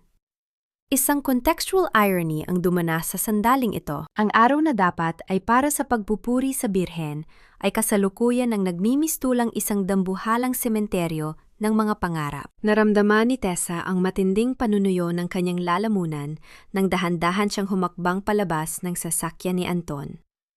Ang bawat paghugot niya ng hininga ay tila paghigop ng nagbabagang uling. Ang kanyang puting damit ay punong-puno na ng dumi. Tila ba simbolo ng bawat pighating tiniis niya sa loob ng 10 taon. Ngunit sa kanyang bulsa, naramdaman niya ang tansong susi. Ang susi na hindi lamang para sa yaman, kundi para sa huling hininga ng katarungang itinago ng kanyang lola. Octavio, stop this! This is not about the money anymore. You are killing innocent people! Ang pasigaw na bulyaw ni Anton Buenavista. Nakatayo ang bilyonaryo sa tapat ni Tessa. Ang kanyang malapad na balikat ay nanginghinig sa tinde ng galit at pighati para sa pinsang sadyang nilamon ng kasakiman. Isang mapait na tawa ang isinagot ni Octavio. Innocent? Walang inosente sa pamilyang ito, Anton. My father, Rodolfo, treated me like a secret dummy for 30 years. Pinanood ko kayong mamuhay sa ginto habang ako ay nagpatago sa anino. Ngayon, sisiguraduhin kong ang bawat diamanteng ipinagmamalaki nyo ay matutunaw sa init ng apoy na ito. Naramdaman ni Tessa ang pang-ininig ng kanyang mga daliri habang dahan-dahang lumalapit sa dambuhalang pinto ng simbahan. Ganap na pagpapasya ang ngamayani sa kanyang kalooban. Hindi na siya ang Tessa na nakaluhod sa putikan. Siya na ang hukom na tatapos sa sumpang ito. Anton, distract him. Kailangan ko makapasok sa ilalim ng altar. Ang pabulong na utos ni Tessa. Are you crazy, Tessa? Pasasabugin niya ang lugar na ito. Ang nag-aalalang tugon ni Anton. Ang kanyang boses ay punong-puno ng tapat na kalinga. Huwag mong isakripisyo ang buhay mo para sa lupang yan. Hindi ito para sa lupa, Anton. Para ito sa katarungang kinuha nila sa bawat pamilya sa tondo. Ang mariing sabi ni Tessa bago mabilis na lumusot sa madilim na pasilyo ng sakristya. Sa loob ng simbahan, ang bawat yabag ng sapatos ni Tessa sa malamig na semento ay tila ritmo ng isang hatol na papalapit. Narating niya ang paanan ng altar, kung saan nakatago ang lihim na pintuan. Nanginginig ang kanyang mga kamay habang ipinapasok ang tansong susi. Ang tunog ng pagpihit ng bakal na seradura ay tila ba isang mahabang buntong hininga ng kanyang lola na sa wakas ay nakahanap na ng kapayapaan. Kabaang namayani nang bumukas ang vault. Sa loob, hindi ginto ang bumulad sa kanya. Nariyan ang orihinal na journal ng kanyang lola, kasama ang bawat boses na narecord nito noon kabataan ni Rudy. Isang pag-amin na si Rudy ay hindi kailanman naging isang ilagan, kundi isang impostor ang pumatay sa tunay na tagapagmana upang makapasok sa pamilya. Ang pighati ay naging isang matalas na determinasyon. Hawak na ni Tessa ang mitsa na papatay sa katuwiran ni Octavio at Rudy. Ngunit sa itaas, ang mitsa ng apoy ni Octavio ay dahan-dahan nang dumadampi sa kable ng kuryente. Narinig ni Tessa ang malakas na pagsabog ng transformer sa labas, na sinundan ng histeryang hiyawan ng mga tao. Ang usok ay nagsisimula ng bumalot sa loob ng simbahan. "Tessa, labas na! Nayon na!" Ang hiyaw ni Anton mula sa malayo. Ang cliffhanger ay dahan-dahang nabubuo sa bawat segundo ng pananahimik ni Tessa sa loob ng vault. Napansin niya ang isang maliit na lever sa gilid ng dingding, isang emergency fire sprinkler system na matagal nang hindi nagagamit. Upang buksan ito, kailangan niyang manatili sa loob habang ang buong katedral ay binabahan ng tubig at kuryente. Isang huling sacrifice dilemma ang dumaan sa kanyang isipan. Sino ang unang bibigay? Ang asawang sa wakas ay nahanap na ang katotohanan o ang halimaw na kasalukuyan na magsisindi ng huling apoy ng kanyang paghihigante. Ang gabi sa tondo ay ngayon pa lamang tunay na nagliliyab. At ang kaisa-isang tanong na natitira ay, handa ka na bang mamatay upang makuha lamang ang katarungang bitbit ng isang tansong susi? Ang katarungan ay hindi dumarating ng may ingay ng kampana, kundi sa bawat patak ng tubig na sadyang dumarapo sa nababagang uling ng iyong galit, hanggang sa ang tanging matira ay ang abo ng iyong sariling kasakiman. Ang pait ng bawat hininga ni Tessa sa loob ng mausok na vault ay tila isang nakakasakal na tanikala habang pilit niyang inaabot ang lever ng fire sprinkler.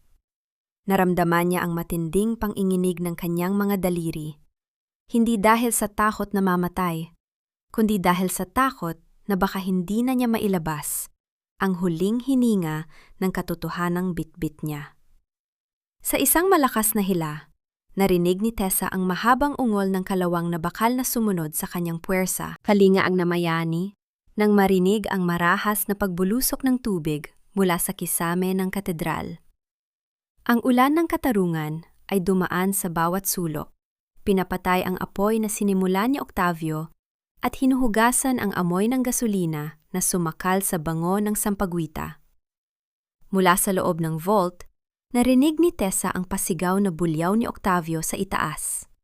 Isang hiyaw ng purang desperasyon nang makita nitong ang kanyang huling alas ay tuluyan ng binabaha. Naramdaman ni Tessa ang biglang pagluluwag ng hangin sa kanyang paligid nang marinig niya ang mabibigat na yabag ng mga sapatos ni Anton Buenavista na kasalukuyan ang tumatakbo sa loob ng katedral.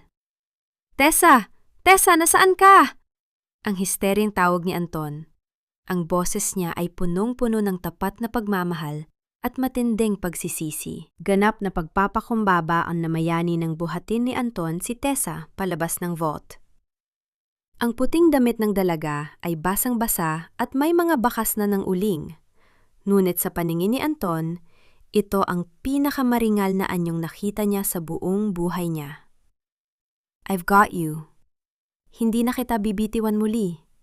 Ang pabulong na panata ni Anton habang idinidikit ang kanyang noo sa nanginginig na palad ni Tessa. Sa itaas ng kampanaryo, ang mist of distrust sa pagitan ni Octavio at ng kanyang ama ay tuluyan ng napawi, napalitan ng isang malupit na realidad.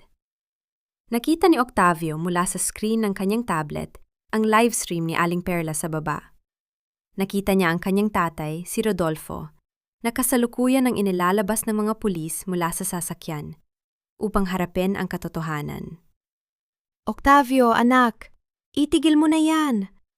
Isama mo na ang lihim ko sa hukay. Ang narinig ni Octavio, napasigaw na hiling ni Rudy mula sa baba. Isang internal crumbling ang dumaan sa mukha ni Octavio. Doon niya na-realize na hanggang sa huling sandali, hindi siya kailanman itinuring na anak ni Rudy. Siya ay isa lamang mitsa na handang isakripisyo ng matanda upang manatiling malinis ang pangalan nito. Barahas na binitawan ni Octavio ang digital server, hinayaan itong bumagsak at magkapira-piraso sa semento ng bakuran ng simbahan. Ang tunog ng pagkabasag ng gadget ay tila ba tunog ng pagkabasag ng bawat pangarap na itinayo niya sa ilalim ng anino. Justice is not a contract, Octavio. It is a debt we all have to pay. Ang malamig na sabi ni Anton habang nakatayo sila sa baba, napapaligiran ng mga operatiba ng NBI. Inilabas ni Tessa ang journal ng kanyang lola. Inabot niya ito sa pinuno ng mga otoridad. Nariyan ang lahat. Ang bawat pirma ni Rodolfo Ilagan na nagpapatunay na pinatay niya ang tunay na tagapagmana ng pamilyang ito upang magkunwaring asawa ni Nanay Marcela.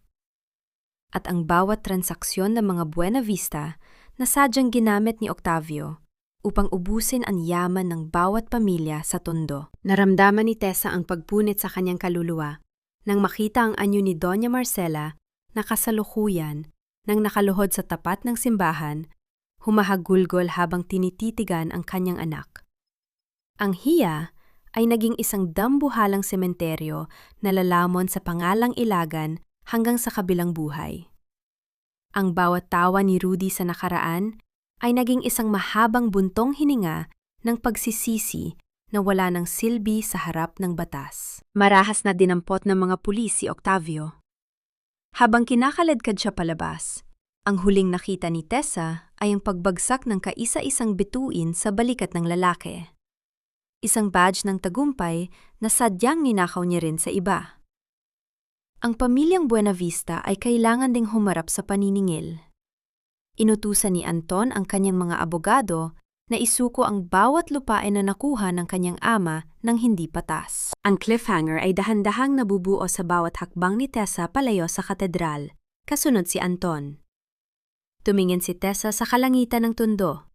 Ang ulan ay tumigil na at ang bango ng sampagwita ay muling nang inhibabaw, hinuhugasan ang bawat bakas ng lason. Ngunit sa dulo ng kalsada, napansin ni Tessa ang isang pamilyar na bulto. Si Maring, ang kaibigang nagkanulo sa kanya. Nakasalukuyan ng nakatayo sa tapat ng kanilang nasunog na mansyon, may hawak na isang itim na sobre. Na tila ba, may huling revelasyon pa itong naisabihin tungkol sa tunay na ama ni Tessa. Ano ang milalaman ng sobreng dala ni Maring? At sapat ba ang katarungang nakuha ni Tessa upang mabura ang lahat ng pait sa kanyang puso? O ang huling mitsa ng nakaraan ay handa na namang sumabog bago ang tuluyang paghilom? Ang gabi sa Maynila ay ngayon pa lamang tunay na naghihilom, at ang katarungan ay kasalukuyan ng humihimig ng isang bagong oyayi. Huwag mong isiping ang sobreng yan ay sapat na upang tahiin ang bawat sugat na sadyang hiniwa mo sa aking pagkatao, Maring. Ang katapatan ay hindi isang bagay na maaari mong bawiin sa oras na gumuho na ang iyong kinatatayuan. Ang boses ni Tessa ay kasing lamig ng asero. Hinihiwa ang bango ng sampagitan na kasalukuyang nagbabalik sa paligid ng katedral matapos ang ulan. Nakatayo siya sa tapat ni Maring. Ang kanyang mga mata ay nananatiling matatag sa kabila ng panginginig ng kanyang mga kamay. Sa harap nila, ang guho ng mansyon ng mga Ilagan ay nagsisilbing piping saksi sa trahedya ng nakaraang mga oras. Naramdaman ni Tessa ang matinding panunuyo ng kanyang lalamunan. Ang bawat paghugot niya ng hininga ay may kasamang pait ng usok at ang nakakasakal na amoy ng pagtataksil. Camera luylay, makikita ang anyo ni Maring na kasalukuyang nakaluhod sa putikan, bit-bit ang itim na sobre. Isang contextual irony ang dumana sa sandaling ito. Habang si Tessa ay nahanap na ang kanyang katarungan sa tulong ni Anton, ang taong inasahan niyang magiging sandigan niya noong una ay narito ngayon. Humihingi ng habag na sadyang ipinagkait ito sa kanya sa gitna ng unos. Ang miyamay ng tadhana ay sadyang nakapanlulumo. Ang bawat butil ng pawis ni Maring ay pambayad lamang sa isang utang na hindi na kailanman mababayaran ng kahit anong hiling ng tawad. Tessa, pakiusap, basahin mo ito. Hindi ko ito ibinigay kay Rudy kahit binantaan niya ang buhay ng kapatid ko, ang hikbi ni Maring. Ang boses niya ay punong-puno ng tapat na pagsisisi. Ang nanay mo, si Doña Marcela, hindi niya alam na ang tatay mo ay hindi namatay sa sakit. Pinatay siya ni Rudy upang makuha ang lupang ito. Naramdaman ni Tessa ang biglang pag-ikot ng paligid. Ang internal crumbling ay tuluyan ng lumunod sa kanyang katuwiran. Dahan-dahan niyang kinuha ang sobre at binuksan ito. Ang bawat letra sa loob ng dokumento ay tila mga palasong diretsyong tumatama sa kanyang puso.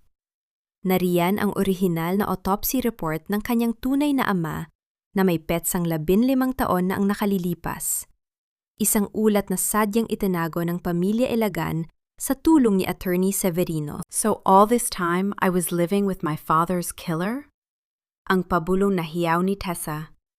Ang kanyang boses ay nanginginig sa tinde ng pighati. Ganap na pagkawasak ang namayani nang lumapit si Doña Marcela sa tabi ni Tessa. Ang matanda ay nanginginig ang mga kamay habang tinititigan ang ulat. Diyos ko, Rudy, anong ginawa mo? Ang paos na sabi ni Marcela bago tuluyang manghina ang kanyang mga tuhod at bumagsak sa mga bisig ni Tessa.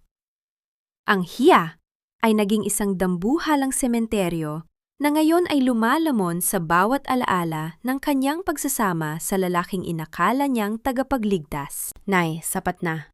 Tapos na ang pagkabulag natin. Ang mahinang sabi ni Tessa habang dahan-dahang iniaakay ang ina patungo sa sasakyan ni Anton. Tumingin si Tessa kay Anton. Isang slow burn na emosyon ang sumabog sa kanilang pagitan nang dahan-dahang hawakan ni Anton ang kamay ni Tessa. I will take care of the legal team, Tessa. Sisiguraduhin nating ang bawat segundo ng paghihirap ng tatay mo ay magkakaroon ng katapat na parusa, ang pabulong na panata ni Anton. Ang initial ng palad ng lalaki ay tila nagsilbing banal na kalinga sa gitna ng lamig ng katotohanan. Ngunit sa gitna ng kanilang katahimikan, isang mabilis na yabag ng mga sapatos ang narinig mula sa gilid ng guho.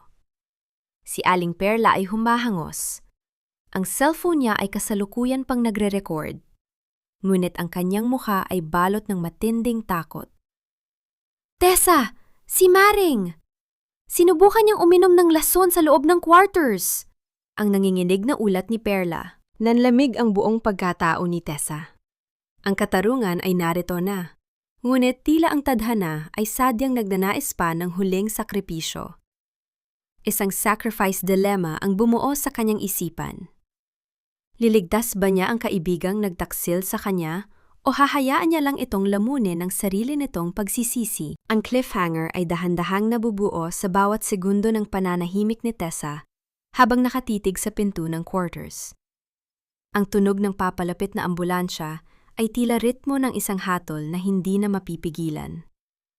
At sa kabilang dako ng kalsada, nakita ni Tessa ang isang misteryosong lalaking nakasuot ng itim na sombrero. Nakatingin ng diretso sa kanya, may hawak na isang piraso ng tilang, may burda ng pangalan ng kanyang lola. Sino ang huling aninong ito na tila may huling bulong pa mula sa kabilang buhay? At sapat ba ang pagpatawad ni Tessa upang hilumin ang bawat sugat ng tondo? O ang katarungan ay magsisilbing apoy na tuluyan nang uubos sa lahat ng kanilang pinapahalagahan? Ang gabi sa Maynila ay ngayon pa lamang tunay na nagliliyab. At ang bukang liwayway ay tila ayaw pang sumikat. Hindi lahat ng bulaklak ay sadyang sumisibol sa malambot na lupa. May mga talulot na kailangang dumaan sa hapdi ng baw, tapat init ng nagbabagang uling, bago tuluyang mailabas ang pinakamabangong halimuyak ng kanilang pagkatao. Ang malamig na bulong na ito sa isipan ni Tessa ay tila nagsisilbing banal na kalinga habang nakatayo siya sa loob ng puting pasilyo ng ospital.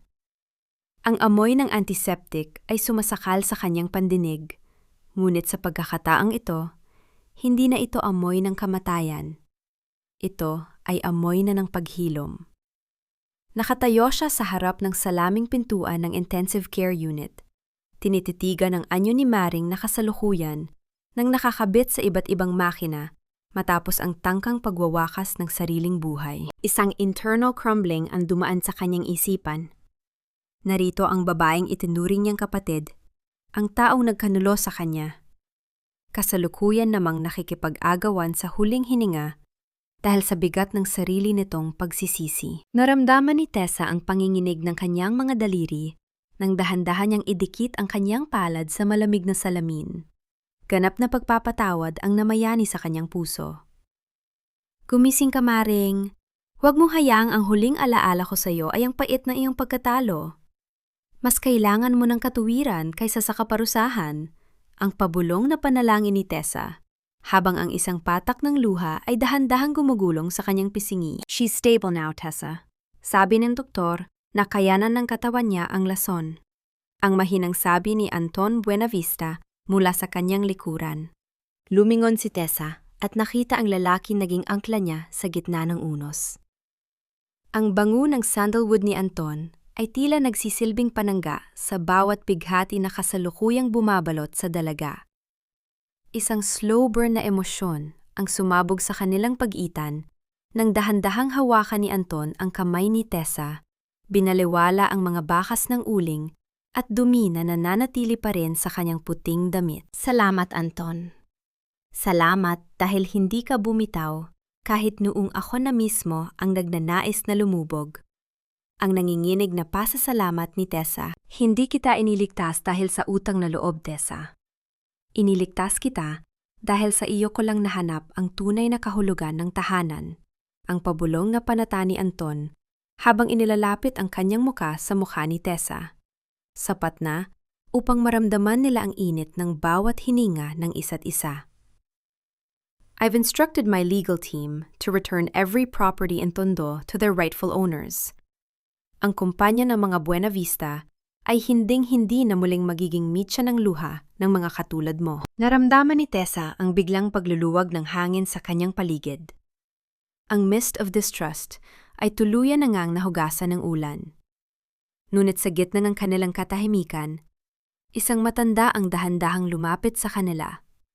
Ang misteryosong lalaking nakita ni Tessa sa tapat ng simbahan. Ang lalaki ay nakasuot ng kupas na kamisyeta, ngunit ang kanyang tindig ay puno ng isang uri ng dignidad na hindi kayang tapatan ng ginto. Teresita, anak ni Estrella, ang paos na tawag ng matanda. Inabot nito ang isang piraso ng tilang may burda ng pangalan ng kanyang lola. Ako si Mang Ambo, ang matalik na kaibigan ng tatay mo bago siya sadyang patahimikin ni Rudy. Matagal kong itinago ang tilang ito. Ito ang orihinal na kasunduan ng pamana na sadyang ninakaw ni na Octavio sa vault. Nanginginig ang mga kamay ni Tessa habang tinatanggap ang tila. Ang bawat hibla niyon ay tila nagkukwento ng 10 taon ng pananahimik at pagtitiis. Doon niya na-realize na ang katarungan ay hindi lamang pala dumarating sa paraang legal, kundi dumarating ito sa pamamagitan ng mga taong marunong mag-ingat sa katotohanan, kahit ang buong mundo ay nakaluhod sa kasinungalingan. Lumipas ang ilang linggo. Ang mansyon ng mga Ilagan ay tuluyan ng gumuho, ngunit sa ibabaw ng mga guho ay nagsisimula ng sumibol ang isang bagong gusali, ang dangal ng Tondo Sanctuary. Isang kanlungan para sa mga kababaihang itinakuwil at inapi ng sarili nilang pamilya. Katuwaan ang namayani ng gamitin ni Tessa ang tansong susi ng kanyang lola upang buksan ang formal na pintuan ng center. Si Doña Marcela ay naroon din, nakasuot ng simpleng duster, abala sa pagtulong sa pagluluto para sa mga bagong dating na biktima. Ang matanda ay wala na ang kayabangan. Tanging ang isang nakapanlulumong pagsisisi ang makikita sa bawat galaw ng kanyang mga kamay. Tessa, anak, baka maaari akong manatili rito? Kahit bilang tagalinis lang. Gusto kong makabawi sa'yo. Ang nanginginig na pagsusumamo ng ina. Tumingin si Tessa sa kanyang ina. Ang galit sa kanyang puso ay wala na. Ngunit ang mga pader ay nananatili pa rin. Nay, pinatawad na kita. pero ang pagtitiwala ay parang isang bagong tanim na kailangang alagaan araw-araw. Maaari kayong manatili, ngunit kailangan niyong matutunang maging nanay muli. Hindi bilang senyora, kundi bilang isang tao. Nang sumapit ang dapit hapon, naglakad sina Tessa at Anton sa gilid ng dalampasigan ng tondo. Ang sikat ng araw ay dahan-dahang humahalik sa nagniningning na tubig, nagbibigay ng kulay ginto sa bawat kanto ng eskinita. Isang slow burn na emosyon ang tuluyan ng sumabog sa kanilang huling paghaharap sa baybayin. "Anong balak mo ngayon, Mariposa?" Ang nakanghiting tanong ni Anton, habang dahan-dahang hinahaplos ang ilang hibla ng buhok ni Tessa na hinahangin. "Gusto kong turuan silang lumipad, Anton. Gaya ng pagtuturo mo sa akin na hindi lahat ng langit ay may dalang bagyo."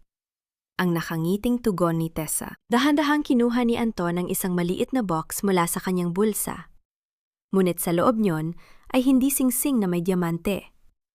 Isa itong maliit na pendan na gawa sa tanso, kamukhang-kamuha ng disenyo ng susi ng kanyang lola. "This is not a contract, Tessa. It is a promise. Isang pangako na sa bawat pintong bubuksan mo, nandito lang ako sa likuran mo, upang siguraduhin hindi ka na muling matatakpan ng anino." Inilapap ni Anton ang kanyang mga labi sa noo ni Tessa. Ganap na pagpapakumbaba at tapat na pag-ibig. Ang gabi sa Maynila ay tuluyan ng naghihilom. Ang bawat resibo, ang bawat video, at ang bawat luhang ipinatak ay naging mga pahina na lamang ng isang kasaysayang tapos na. Ang cliffhanger ay dahan-dahang nabubuo sa pagtayo ni Tessa sa harap ng malawak na abot-tanaw. Napansin niya ang isang itim na sasakyang dahan-dahang dumadaan sa harap ng center. Ang sasakyan ni Rudy na kasalukuyan ng kinukumpiska ng mga sheriff. Napita niya ang huling sulyap ni Rudy mula sa bintana, isang sulyap ng isang taong tuluyan nang nilalamon ng sarili niyang dilim. Ngunit sa tabi ni Tessa, nagniningning ang bago niyang buhay. Isang buhay na wala ng tanikala, tanging purong pag-asa at katarungan. Handa na ba ang tondo para sa bagong reyna nito? Ang agos ng luha ay tapos na. Ang nanatili na lamang ay ang bango ng sampaguita na hinding-hindi na muling malulunod sa amoy ng lason. Ang panahon ay hindi lamang magbibilang ng mga segundo at minuto. Ito ay isang dahan-dahang paghabi ng mga pira-pirasong alaala, hanggang sa ang bawat sugat ay maging isang pilat na hindi na nagdudulot ng sakit, kundi ng karunungan. At sa dulo ng mahabang paglalakbay, ang pinakamatamis na bango ay hindi nanggagaling sa pinakamahal na pabango, kundi sa hanging malayang nalalanghap ng isang pusong wala nang itinatagong pait. 3 taon na ang mabilis na lumipas mula nang yanigin ng katotohanan ang bawat eskinita ng tondo. Ang sikat ng araw sa hapong ito ay tila may dalang kakaibang haplos, mas malambot, mas mainit, at punong-puno ng pag-asa. Nakatayo si Tessa sa gitna ng malawak na harden ng dangal ng Tondo Sanctuary. Wala na ang putik sa kanyang suot.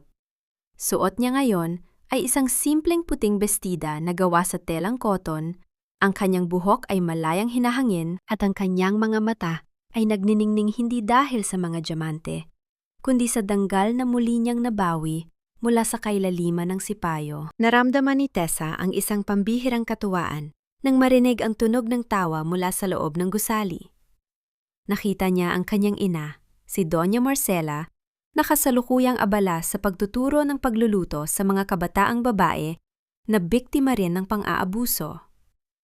Wala na ang mga mamahaling hiya sa leeg ni Marcela. Ang tanging suot niya ay ang school medal ni Tessa na sadyang itinago niya noon sa dilim. Ganap na paghilom ang namayani nang magtagpo ang kanilang mga mata. Isang tahimik na pagtango lamang ang ibinigay ni Tessa. Isang hudyat na bagaman hindi na maibabalik ang bawat segundong nawala, ang katarungan ay sapat na upang sila ay magkasamang muling huminga. Dahan-dahang lumapit si Anton Buenavista sa tabi ni Tessa. Wala na ang kislap ng kanyang bilyonaryong buhay. Siya na ngayon ang tumatayong tagapamahala ng legal aid ng center. Katuwang ang asawang si Tessa.